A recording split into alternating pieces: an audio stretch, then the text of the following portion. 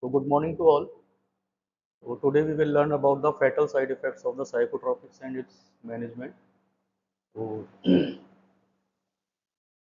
so you may also understand what are the drugs are being used in the psychiatry and what side effects can they have which may be proved fatal. So we will go through that and the other conditions which may prove fatal in terms of psychiatric emergency. So to start with, we will have an introduction, the risk factors, side effects related to antipsychotics, mood stabilizer, antidepressants, anxiolytic sedatives, and summary. So as you know that psychotropic medications often provide relief and stability to millions of mentally ill patients, and further they are not without the risk. Side effects are there, and some serious side effects may be there which may prove fatal to the patient. So you must be aware about the specific drug commonly associated with the dangerous outcomes and key warning signs and symptoms and management strategies. First, we will talk about the risk factors. Risk factors may be pre-existing medical conditions like cardiovascular diseases. Many psychotropics can cause arrhythmias, prolongation of QT interval, and sudden cardiac death. So, pre-existing cardiovascular disease may cause an additive effect to the drugs. Liver or kidney impairment can lead to toxic buildup of the blood levels of the drug and increasing the risk of overdose and fatal side effects. Respiratory disorders like COPD are at higher risk, especially with the sedative, opioids, and certain antipsychotics, which may depress the respiration. Another risk factor is age. Elderly patients and children and adolescents are uh, differently metabolize the drug. The pharmacokinetics and dynamics are the different. Polypharmacy may be one of the risk factor because of the increased drug-to-drug interaction and additive effect of substance like alcohol, opioid, or benzodiazepine may have a detrimental effect with the combination of other psychotropics. Higher doses and rapid dose changes of the drug are also a risk factor to development of for the development of life-threatening conditions. Metabolic factors like genetic variations in the metabolism of the drug, like slow metabolizer or fast metabolizer, may uh, have some different kind of adverse effect of the drug. Obesity also pose a may pose a danger and it can alter the pharmacokinetics and potentially leading to a drug accumulation and side effects.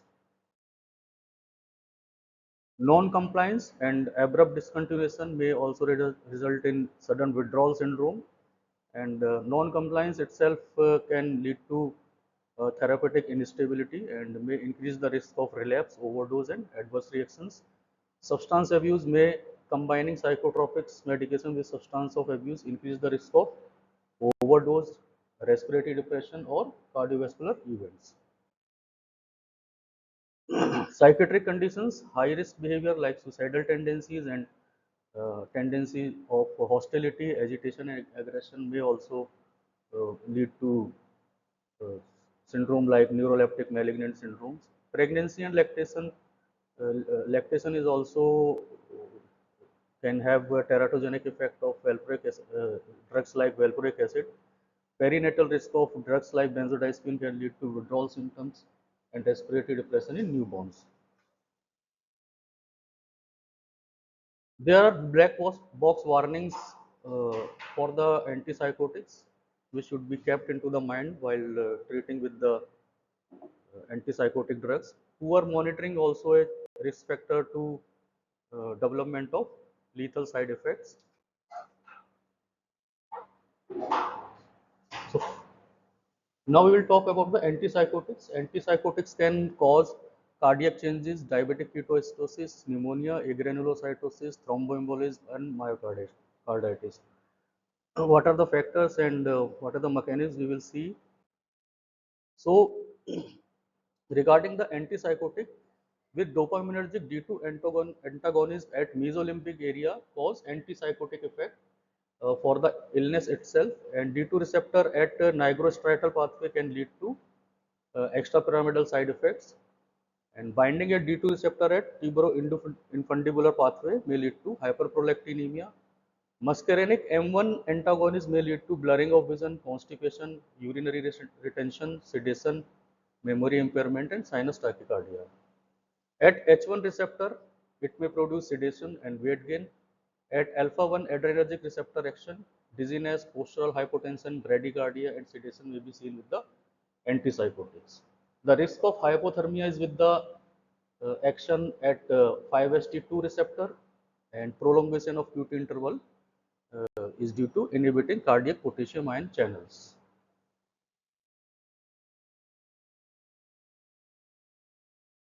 Now, medication-induced movement disorders uh, like neuroleptic malignant syndrome is a condition which may lead to fatality, and it is characterized by generalized lead pipe muscle rigidity and elevated temperature, altered consciousness, and autonomic system dysregulation. The symptoms may be diaphoresis, tachycardia, elevated or labile blood pressure, urinary incontinence, pallor, and cyalloria. Other symptoms will be dysphagia, dysarthria, trismus, myoclonus, akinesia, tremor, and delirium. In lab finding, you will have leukocytosis, metabolic acidosis, evidence of muscle injury like elevated creatinine kinase and dysfunctional uh, kidney performance and liver enzyme elevation. So basically, in the core symptoms, you will have lead pipe muscle rigidity all over the body and extreme elevation of temperature, high grade, maybe more than 103 and 4, and the altered consciousness, like a delirious-like condition and autonomic system dysregulation. So with this condition, one have to rule out thyrotoxicosis, malignant hyperthermia, Parkinsonian hyperthermia, serotonin syndrome by the SSRIs and antidepressants, malignant catatonia. These conditions should be ruled out to diagnose neuroleptic malignant syndrome. This is the pictorial presentation of NMS. In addition, you may found increased vowel sounds, agitation, diaphoresis, tachycardia, autonomic instability, tremor, clonus, and hyperreflexia. The management and intervention is supportive. Uh, Intervention is IV hydration, temperature control, and in more severe cases, ventilator support and dialysis may be required. And oxygenation, cooling blanket, ice pack, ice water enema, and antipyretic are required to control the temperature. A rapid onset or worsening of symptom requires transfer to a medical intensive care unit. Re-exposure to antipsychotic can be considered after full resolution of the episode. So at this stage, do not bother about the psychiatric illness. So first, one have to save the life. So the person should be treated aggressively in medical setup. The drugs which are useful in neuroleptic malignant syndrome are amantadine in 200 to 400 milligram per day by mouth in divided doses. Bromocriptine 2.5 milligram twice a day or 3 times a day by mouth may increase to a total of 45 milligram per day. Levodopa and carbidopa can also be used to release the muscular rigidity. Dantrolene is also helpful, 1 milligram per kg body weight per day, parenterally for 8 days. Benzodiazepine may also be beneficial uh, as a test dose. 1 to 2 milligram intramuscular can be given as test dose. If effective, switch to oral route. Consider if catatonic symptoms are present. So this is also a subtle muscle relaxant can be used in NMS. Electroconvulsive therapy is also useful, either unilateral or bilateral. Response may occur as few as 3 sets of ECT sessions are given. In another medication-induced movement disorder, the condition is acute dystonia. You may be aware about this. The symptoms include abnormal positioning of head and neck, like torticollis, retrocollis, spasm of jaw muscle, trismus, impaired swallowing, speaking and breathing, slurred speech, trunk protrusion, or dysfunction. Deviated eye in any direction, which is known as oculogyric crisis, and abnormal positioning of limbs and trunk, opisthotonus. So rigidity is here also, but the condition is acute dystonia, which should be differentiated from neuroleptic malignant syndrome. In the management, parenteral IM or IV benztropine 1 to 2 milligram or diphenhydramine 50 milligram typically produce rapid relief. The relief occurs within seconds and minutes. So diphenhydramine, you must be aware about the injection Finargan, which can be used IM or IV to relieve the symptoms. The condition may prove fatal when there is laryngeal dystonia, can compromise breathing. Immediate recognition and treatment is essential for this condition.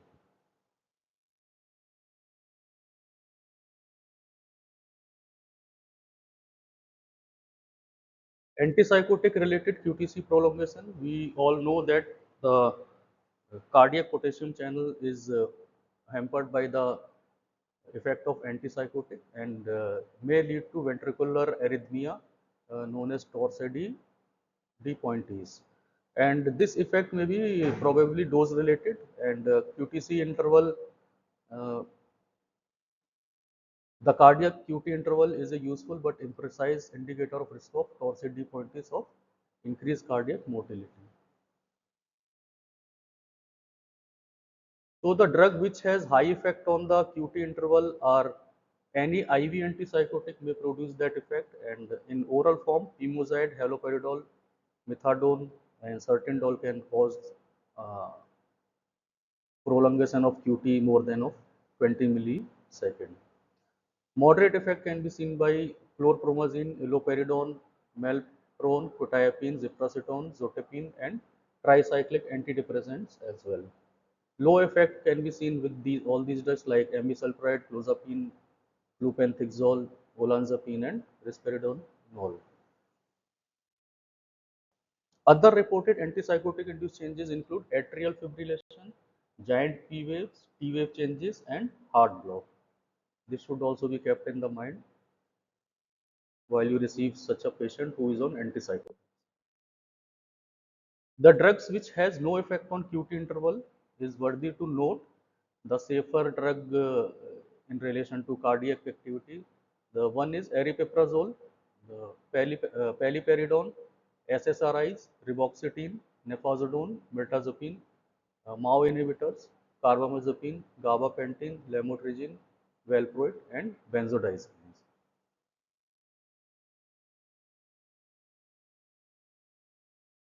Physiological risk factor for QTC prolongation and arrhythmia, maybe long QT syndrome, bradycardia, ischemic heart disease, having history of previous ischemic heart disease, myocarditis, myocardial infarction, left ventricular hypertrophy. Metabolic risk may be hypokalemia, hypomagnesemia, hypocalcemia. Other risk factors may be extreme physical exertion, uh, the acute agitation or excitement because of the psychiatric illness itself, stress or shock, anorexia nervosa, extremes of age, like children and elderly may are more susceptible to QT changes. Female gender is also more susceptible. The management should be to weigh the risk benefit of the treatment and the ECG changes. ECG monitoring is required uh, in hospital setting and recommended before initiation and dose adjustment of the QTC prolonging agents, which we had discussed in earlier slides, and follow-up ECG 8 to 12 thereafter may be done. Electrolyte imbalances may also be taken into account, like hypocalcemia, kalemia, and magnesemia can increase the risk of QT prolongation. The management, when the QTC is less than 450 millisecond or less than 470 millisecond in the woman, no action is required unless abnormal T wave morphology is seen, and this should be considered referring to the cardiologist if in the doubt. If it is more than 440 and 470 in men and women respectively, but it is less than 500 millisecond, consider reducing the dose. As we have discussed that the QTC prolongation is dose dependent. Consider reducing the dose or switching to the drug of the lower effect on the QTC. Repeat ECG and consider referral to the cardiologist. If it is more than 500 millisecond, stop suspected causative agent and switch the drug to the lower effect and refer to the cardiologist immediately. For abnormal T-wave morphology, review treatment, consider reducing dose, switch to the drug of lower effect, refer to cardiologist immediately. Now, diabetic ketoacidosis. So, we all know that the uh, antipsychotics can lead to metabolic syndrome, and the metabolic syndrome, uh, the one part of the metabolic syndrome is uh, insulin resistance and obesity, which may lead to diabetic ketoacidosis. The high risk drugs are clozapine and olanzapine. Moderate risk are with the quetiapine, risperidone, phenothiazines. Low risk with the high potency first generation antipsychotics like haloperidol, and minimal risk is with the aripiprazole, amisulpride, acinapine, lurasidone, and ziprasidone. So minimal risk is with the group of these drugs are almost of third generation antipsychotics. So third generation antipsychotic have the minimal effect. This is a secondary effect of metabolic syndrome which may lead to diabetic ketoacidosis. In the management, correction of fluid loss with the IV fluids, correction of hyperglycemia with insulin, correction of electrolyte disturbances, particularly the hypokalemia, and correction of acid-base balance, treatment of concurrent infection if the infection is present. And it is essential to maintain extreme vigilance for any concomitant process such as infection, cerebrovascular accident, myocardial infarction, sepsis, deep venous thrombosis. Drug-induced SIADH, syndrome of inappropriate secretion of antidiuretic hormone. So this may be as high as 11% in acutely ill psychiatric patient, and hyponatremia present as delirious-like picture with the confusion, nausea, headache, and lethargy. As the plasma sodium falls, these symptoms become increasingly severe and may develop result into the seizures, and coma can be the consequence. So in the causes, the high risk drugs are phenothiazine, haloperidol, chemozide, risperidone, quetiapine, olanzapine, aripiprazole, and clozapine. Desmopressin use can also result in hyponatremia when used in conjunction with the clozapine. Severe hyperlipidemia or hyperglycemia lead to secondary increase in the plasma volume and may lead to pseudo hyponatremia.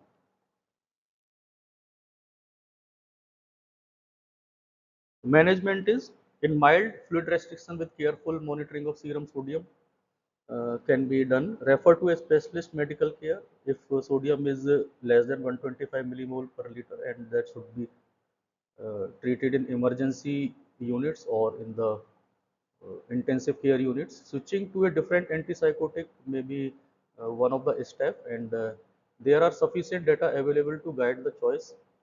Consider dameclocycline in such cases. Lithium may be effective, but is potentially a toxic drug.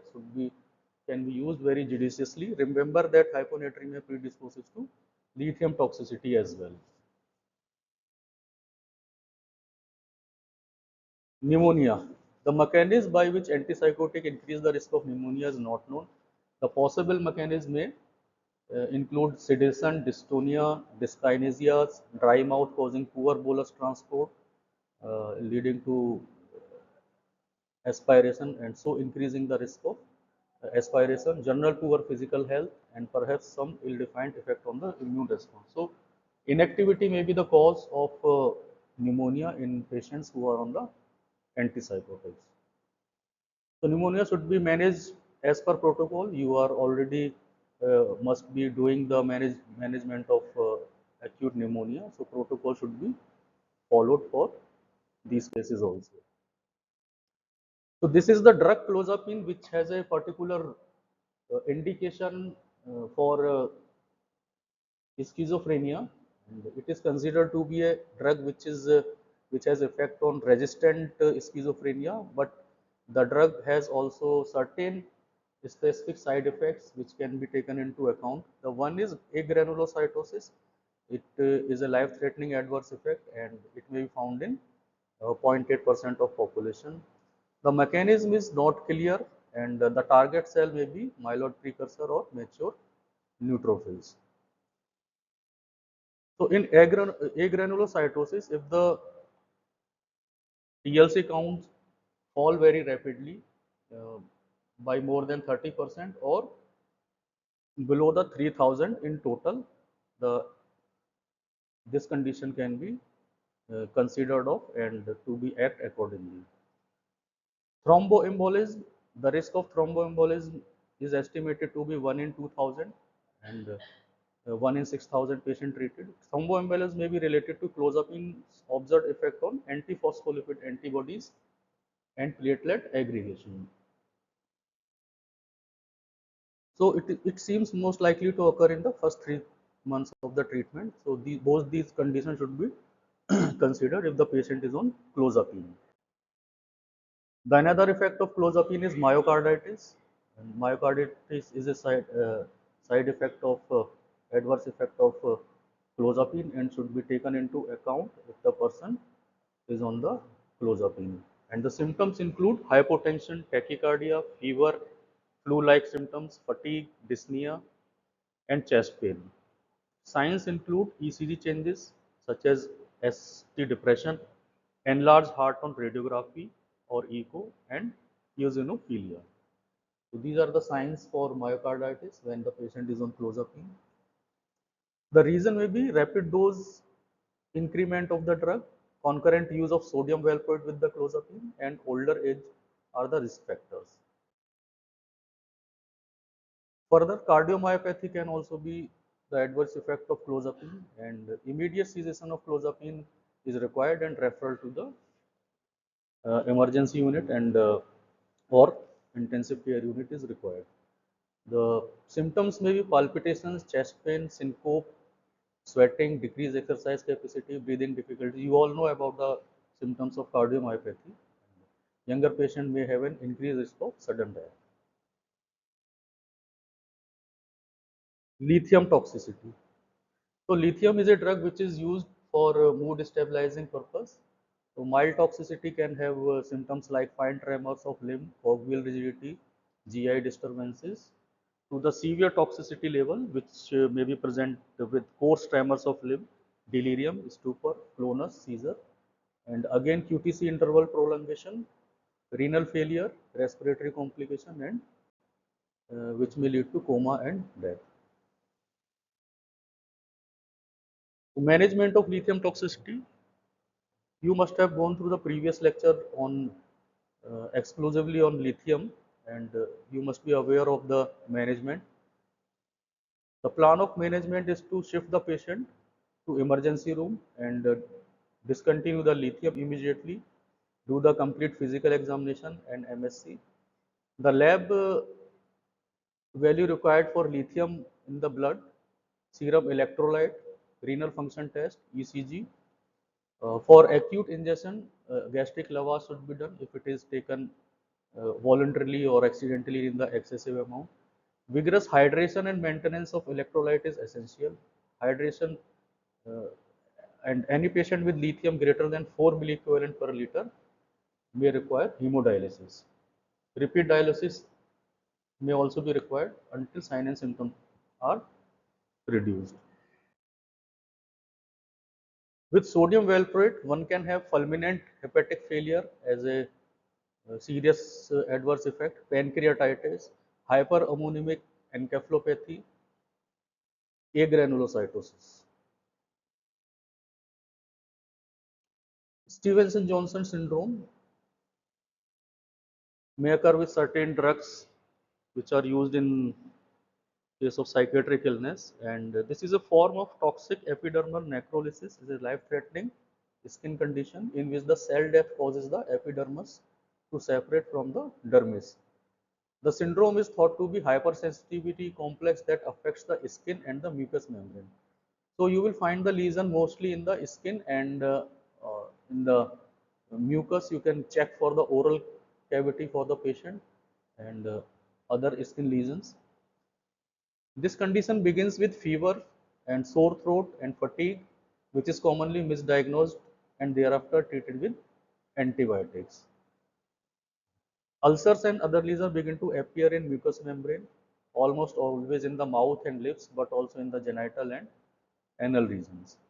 Conjunctivitis of eyes occur in about 30% of children who develop SJS. A rash of round lesion about an inch across the face, trunk, arms, legs, soles of the feet, but usually not on the scalp. So check for these area and the oral cavity to be sure of the SJS. So it has mortality rate of around 5%. The mortality for toxic epidermal necrolysis is around 30 to 40%. Now coming to the antidepressant related life threatening side effects. Tricyclic antidepressants have established arrhythmogenic activity which arises as a result of potent blockade of cardiac sodium channels and variable activity at potassium channels. So TCS can also lead to cardiac arrhythmias and the ECG changes include PR, QRS and QT prolongation and Brugada syndrome. ECG monitoring is more meaningful, are associated with arrhythmia and sudden cardiac death. The fatal toxicity index figure suggests high toxicity for tricyclic drugs, especially dosolopin is more uh, for this fatal toxicity index. Medium toxicity for venlafaxine and moclobemide is seen, and low toxicity is seen with the SSRI, betazapine, and reboxetine in terms of asthmogenic activities.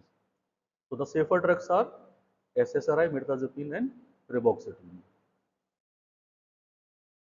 Antidepressants can also induce bleeding. So what is the mechanism? Normally serotonin is released from the platelets in response to vascular injury and promotes vasoconstriction and morphological changes in platelet that lead to aggregation and blockade of the bleeding site. So what SSRIs does is they inhibit the SERT and responsible for uptake of serotonin in platelet, and SSRI will deplete the platelet serotonin by inhibiting the reuptake of serotonin into the cell and reducing ability to form clots and subsequent increase in the risk of bleeding. The excess risk of bleeding is not confirmed to upper GI bleed. The risk of lower GI bleed may also be increased, and an increased risk for uterine bleeding has also been reported. SSRI should be used cautiously in patients with cirrhosis and other risk factors for internal bleeding. So this condition you should also be aware of. Further, the co-prescription of low-dose aspirin at least doubles the risk of GI bleeding associated with SSRI. So keep in mind for this combination. SSRI increase the risk of GI cerebral perioperative bleeding and should be taken account when the person uh, is planning for surgery or undergoing any kind of surgery. Try to avoid SSRI in patient receiving non-steroidal anti-inflammatory drugs, aspirin or anticoagulants or with history of cerebral and GI bleeds.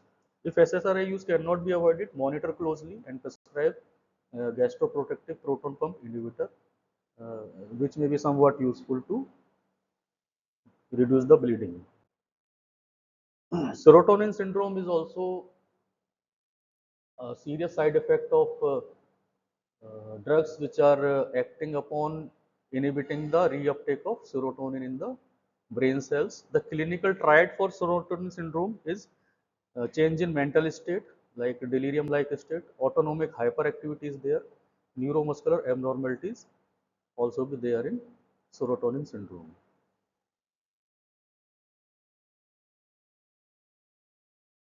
So this is the pictorial manifestation. The patient may present with diaphoresis, agitation, hyperreflexia, tremor, clonus, autonomic instability. Hyperreflexia and tremors is more pronounced in the serotonin syndrome, and there is a condition called as jitteriness. Jitteriness will be found in these patients, and in comparison to NMS, neuroleptic malignant syndrome, where rigidity will be profound presentation. Management is removal of precipitating agent, the drug which is causing it, provision of supportive care, control of agitation can be done by administration of 5-HT2A antagonist, control of autonomic instability should be done by the conservative management, control of hyperthermia by various means. Many cases of serotonin syndrome typically resolve in 24 hours after the initiation of therapy and discontinuation of serotonergic drugs. And this should also be differentiated from lithium toxicity syndrome. In management, for milder cases can usually be managed with supportive care, removal of the precipitating drug, and treatment with benzodiazepines. Medically ill patients should have all cardiorespiratory and thermal abnormalities are aggressively corrected and may benefit from the administration of 5-HT2A antagonists. Hyperthermic patients are severely ill should receive the above therapies as well as immediate sedation, neuromuscular paralysis, and orotracheal intubation. Control of agitation with benzodiazepine is essential in management of serotonin syndrome, regardless of its severity. Physical restraints are ill-advised in such condition or any kind of uh, serious condition which were discussed before, and this may contribute to mortality by enforcing isometric muscle contraction that are associated with severe lactic acidosis and hyperthermia, and may lead to exhaustion also. Hypertension and tachycardia should be treated with short-acting agents such as nitroprusside and esmolol. In severely ill patient with hyperthermia, immediate paralysis should be induced with non-depolarizing agents such as V-curonium, followed by orotracheal intubation. Avoid succinylcholine because of the risk of arrhythmia from hyperkalemia associated with the rhabdomyolysis. There is no role for antipyretic agent in management of serotonin syndrome. The increase in body temperature is due to muscular activity and not an alteration in the hypothalamic temperature set point.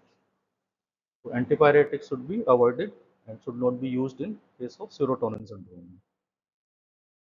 So these were the few conditions which one can came across through while the patient is on psychotropics like antipsychotics, mood stabilizers like sodium valproate, lithium, and antidepressants should be kept in mind when the patient arrives with such a condition who is on the psychotropic medication for some or other illness. So thanks to all for patient listening.